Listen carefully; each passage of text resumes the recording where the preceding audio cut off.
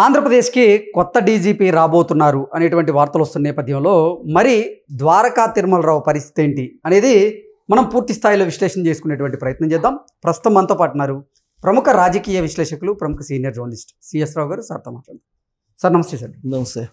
ఆంధ్రప్రదేశ్కి కొత్త police boss రాబోతున్నారు అంటూ కొన్ని వార్తలు వస్తున్నాయి. మరి ద్వారకా తిరుమలరావు పరిస్థితి ఏంటి అంటే ఏం చెప్తారు? ఇప్పుడు అదే చర్చ జరుగుతుంది. ద్వారకా తిరుమలరావు గారు మరి కంటిన్యూ అవుతారా, లేదంటే ఆయన్ని పదవి విరమణ అయిపోయిన తర్వాత ఇప్పుడున్నటువంటి ప్రభుత్వం ఏం చేస్తుంది అనే దాని మీద చాలా చర్చ జరుగుతుంది. అయితే ఆయన ఇప్పుడు ప్రస్తుతం 2 పదవులు ఉన్నాయి ఆయనకి. ఒకటేంది, ఆర్టీసీ వైస్ చైర్మన్గా ఉన్నారు, ఎండీగా ఉన్నారు ఆర్టీసీ. సో వైస్ చైర్మన్గా ఆయన ఎండీగా ఉన్నారు. ఆ పదవులు ఆయన్ని కొనసాగిస్తారని చెప్పి తెలుస్తుంది ఆర్టీసీ వైస్ చైర్మన్గా. ఎందుకంటే ఆర్టీసీ రాబోయేటువంటి రోజుల్లో ఒక పెద్ద ఎత్తున ఎలక్ట్రిక్ బస్సులని తీసుకొచ్చి మొత్తం మార్చాలి అనేది ఒకటి. 2, ఉచిత బస్సుని వైస్ చైర్మన్గా అతన్ని కంటిన్యూ. ఇప్పుడు ఏమో ఎండీగా ఉన్నారు ఆయన. 2 పదవుల్లో ఉన్నారు, డీజీపీగా ఉన్నారు, ఎండీగా ఉన్నారు. సో ఇప్పుడు ఆయన వైస్ చైర్మన్గా చేసి వైస్ చైర్మన్గా కంటిన్యూ చేయాలనేది ఒకటి వినిపిస్తుంది. సో ఇప్పుడు డీజీపీగా ఇప్పుడు ఒక పదవిని, అంటే ఇప్పుడు ఆల్రెడీ ఆయనకి టైం అయిపోతుంది డీజీపీగా ద్వారకా తిరుమలరావు గారికి. మంత్ ఎండింగ్కి జనవరి 31కి ఆయనకి పదవి విరమణ అవుతారు. పదవి విరమణ అయితే ఆయన పదవుల నుంచి దిగిపోతారు. దిగిపోయిన తర్వాత ఆయన ప్లేస్లో ఎవరు వస్తారు అనేది ఇప్పుడు పెద్ద చర్చ నడుస్తుంది. ఆయన ప్లేస్లో ఎవరు వచ్చేటువంటి అవకాశం ఉంది అంటే హరీష్ కుమార్ గుప్తా గారి పేరు చాలా బలంగా వినిపిస్తుంది. అయితే ద్వారకా తిరుమలరావు గారు ఈ ప్రభుత్వంలో ఖచ్చితంగా భాగస్వాములుగా ఉంటారు. ఇదే ప్రభుత్వంలో భాగస్వాములుగా ఏదో పోస్టులు అయితే ఉంటారు అనేది ఎక్స్టెన్షన్ చేసి ఆయన వేరే పదవుల్లో కొనసాగించడం, లేదంటే నామినేటెడ్ పోస్ట్ ఇవ్వడం, ఏదో ఒకటి భాగస్వామిగా చేస్తారు. వైస్ చైర్మన్ లేకపోతే ఎండీగా మళ్ళీ ఆయన్ని రిమూవ్ చేస్తారా అనేది అది ప్రభుత్వం యొక్క విశిక్షణాధికారం. బట్ ఆయన అయితే ప్రభుత్వంలో భాగస్వామిగా ఉంటారు అని చెప్పేసి. ఎందుకంటే ద్వారకా తిరుమలరావు గారి క్యాపబిలిటీ, ఆయన నిజాయితీ, ఆయన ముక్కుసుద్దాను, ఇవన్నీ కూడా చంద్రబాబు నాయుడు గారికి నచ్చాయి అనేది పోలీసు వర్గాల్లో వినిపిస్తుంది. అయితే డీజీపీగా ఎక్స్టెన్షన్ చేసి కంటిన్యూ చేసినటువంటి దాఖలాలు చంద్రబాబు నాయుడు హయాంలో లేవు.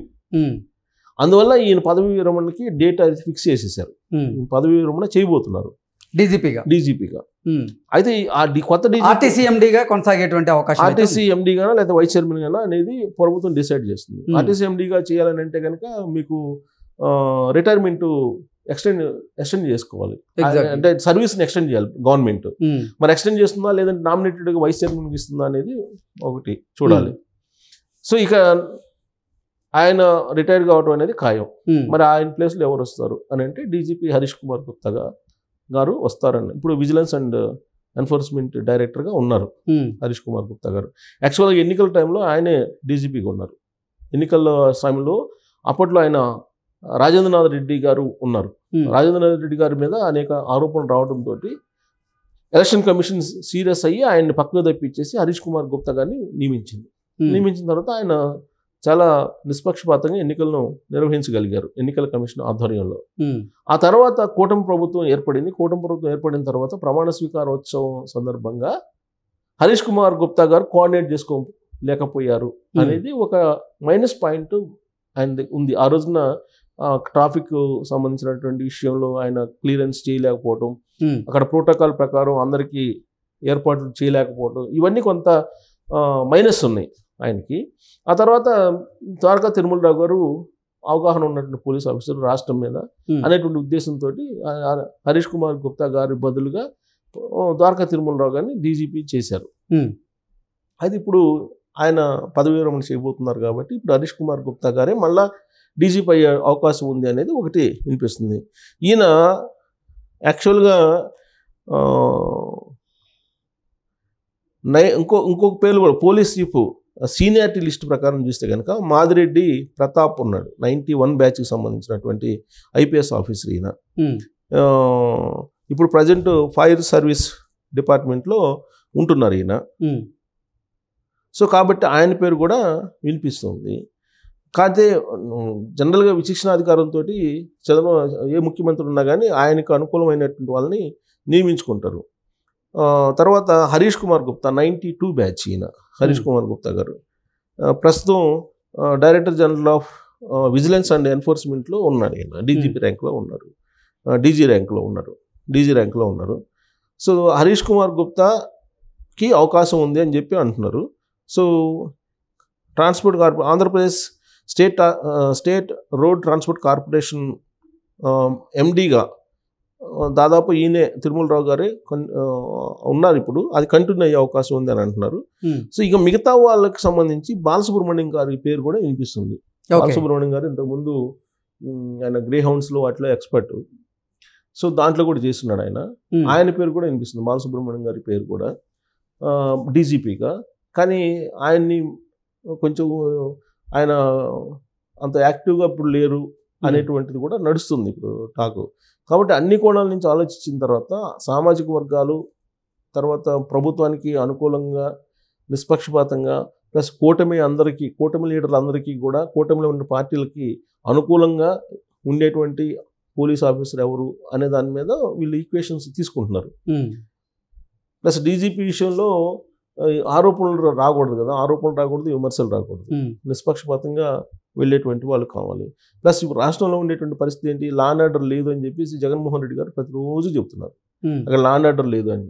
ఇంకోవైపు అక్కడ గంజాయి విచ్చలవిడిగా ఉంది, గంజాయికి సంబంధించినటువంటి ఆనవాళ్ళు పూర్తి స్థాయిలో ఉన్నాయి.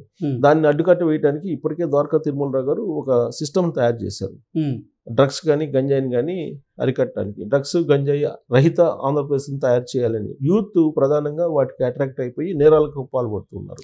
ఈగల్ అనేటువంటిది ఒక దాన్ని ఏర్పాటు చేసి, దానిలో ఒక ప్రత్యేకమైన టీంని ఏర్పాటు చేసి డ్రగ్స్ని గంజాయిని అరికట్టేటువంటి బాధ్యతలు దానికి అప్పచెప్పేశారు. ఇంకొక వైపు ఏంటి, లా అండ్ ఆర్డర్ సంబంధించిన సిచ్యువేషన్స్ తీసుకుంటే కనుక పొలిటికల్ వాళ్ళు కాకాని గోవర్ధన్ రెడ్డి లాంటి వాళ్ళు బట్టలోడు తీసి నిలబెడతాం అని చెప్తున్నారు. పోలీసులు వాళ్ళు కనుక చట్ట ప్రకారం వ్యవహరించకపోతే బట్టలోడు తీసి నిలబెడతాం అని చెప్పి అంటున్నారు. వైఎస్ఆర్ కాంగ్రెస్ పార్టీ లీడర్ల జోలికి వస్తే తాడ తీస్తాం అని చెప్పి అంటున్నారు. సప్త సముద్రాల అవతలు ఉన్నా కానీ మేము పట్టుకొస్తాం అని చెప్తున్నారు. ఈవెన్ డైరెక్ట్గా ఐపీఎస్ అధికారి ఆయన సుబ్బారాయుడిని ఉద్దేశించే జగన్మోహన్ రెడ్డి గారు మాట్లాడారు కదా. సాయిరెడ్డి గారు ఏమో అసలు మళ్ళీ జైల్లో పెట్టిస్తాం చంద్రబాబు గారు బతికుంటే అని చెప్పి ఆయన అంటున్నాడు. ఇట్లా ప్రతిరోజు ప్రొవోక్ చేస్తున్నారు. పోలీస్ డిపార్ట్మెంట్ని ఒక రకంగా టార్గెట్ చేసింది వైఎస్ఆర్ కాంగ్రెస్ పార్టీ. ఇంకొక వైపు ఏమో సోషల్ మీడియా విచ్చలవిడిగా ఉంది, అయితే దాన్ని కట్టడి చేయగలిగారు ద్వారకా తిరుమలరావు గారు. బేసికల్గా 2024లో కూటమి ప్రభుత్వం వచ్చిన తర్వాత ఉన్నటువంటి సిచ్యువేషన్ నుంచి చాలా వరకు ఆంధ్రప్రదేశ్ని కొంత పీస్ఫుల్గా ఉండేలాగా చేయగలిగారు ద్వారకా తిరుమలరావు గారు, దాంట్లో ఎలాంటి సందేహం లేదు. ఫస్ట్లో కొంచెం వీళ్ళు చెలరేగిపోయారు వైఎస్ఆర్ కాంగ్రెస్ పార్టీ వాళ్ళు, సోషల్ మీడియా చెలరేగిపోయింది. ఎప్పుడైతే పవన్ కళ్యాణ్ గారు బయటకు వచ్చేసి న్యాయం కూటమి ప్రభుత్వం వచ్చిన తర్వాత కూడా న్యాయం జరగట్లేదు, పోలీసులు వాళ్ళ పని వాళ్ళు చేయట్లేదు అని చెప్పేసి అన్నారు, ఆ రోజు నుంచి యాక్టివ్ అయిపోయి కంట్రోల్ తీసుకొచ్చే ప్రయత్నం చేశారు. కాబట్టి ఇది చాలదు, ఇప్పుడు ఉన్నటువంటి సిచ్యువేషన్ చాలదు. లా అండ్ ఆర్డర్ కంట్రోల్లో ఉండాలి, రాష్ట్రం పీస్ఫుల్గా ఉండాలంటే కనుక ఇప్పుడు ఉండేటువంటి చర్యలు సరిపోవు. ఇంకో వైపు ఏంటంటే ఫ్రెండ్లీ పోలీసింగ్ కావాలంటారు చంద్రబాబు నాయుడు గారు. ఎప్పుడు కూడా ఫ్రెండ్లీ పోలీసింగ్ కావాలంటారు. ఫ్రెండ్లీ పోలీసింగ్తో పాటు ఇప్పుడు పోలీస్ స్టేషన్ అన్నింటిలో కమిటీలు ఏర్పాటు చేస్తున్నారు. కమిటీలు ఏర్పాటు చేసి దాంట్లో స్వచ్ఛంద సంస్థలు, పోలీసులు, తర్వాత అక్కడ లోకల్గా ఉండేటువంటి కొంతమంది ఆయా రంగాల్లో ఉండేటువంటి నిష్ణాతులు వీళ్ళందరినీ కలిపి ఒక కమిటీలు ఏర్పరుస్తుంది, పోలీస్ కమిటీలు.